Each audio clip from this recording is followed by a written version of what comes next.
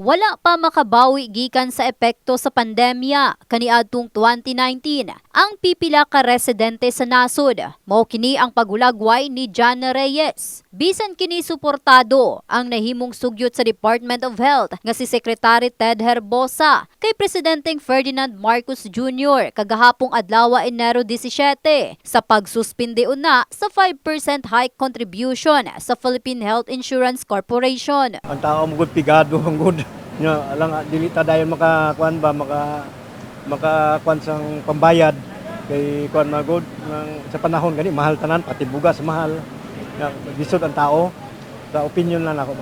My recommendation is to start from where we stop, not the current 5%. That to me is the logical way to lift the suspension. We don't jump to a very high kasi kawawa yung mga tao. Matud ni Communications Secretary Chiloy Garafel nga gitun-an na sa presidente ang rekomendasyon sa opisyal sa DOH. Ginarespeto usab sa PhilHealth ang nahimong desisyon sa DOH. Apan ginasunod lang matud nila kung unsa ang nakalatid sa Universal Healthcare Law ug kung ipatuman ni PBBM ang pagsuspende sa 5% hike, musunod matud pa sila. Kahinumduman ilawom sa Republic Act 11223 o ang Universal Healthcare Law, nagmando nga usbawan ang contribution sa PhilHealth ngadto sa 0.5% matag tuig sugod sa 2021 hangtod moabot kini sa 5% ang gikan sa 2024 hangtod 2025. Apan tungod sa nag-una nga mga hagit sa socio-economic nga gipahinabo sa pandemya sa COVID-19 kay wala usab kini madayon gikan sa 4% kaniadtong 2023. Mamahimong 5% na pag-abot sa 2024 hangtod 2025. Tugbang kini sa 597 pesos nga madidak sa binulan nga suhulan sa usa ka empleyadong minimum ang sweldo. Girekomenda ni Herbosa ang suspension tungod may igong pondo matud pa ang PhilHealth aron makahatod og health benefits sa publiko.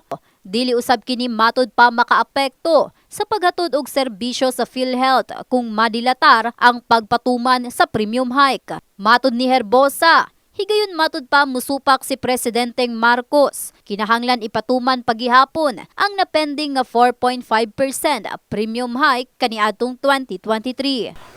Ilan po balansihon maayo kung sabot ang maayo nga dagan sa ilang plano kay siyempre, ang una dyan maapektuhan ana sa ilang kuan, sa ilang mga desisyon. Kita pong kami pong mga kuan, mga ordinary pong mga empleyado. Mingon tag ni taas pod ang kuan, ang daily rate sa mga empleyado pero mao man gyapon ang kuan naman ang dagan na pod sa kahilukan sa panaliton ma'am. Bangga ra pod sa among kuan. Bangga ra pod sa kung sa pong ginakita na matag-adlaw. Kay labi na karon sa tuhang pag mga employee karon, labi na sa private yung mga stockholder or sa gobyerno is minimum lang mga kuan ma'am ang atong sweldo.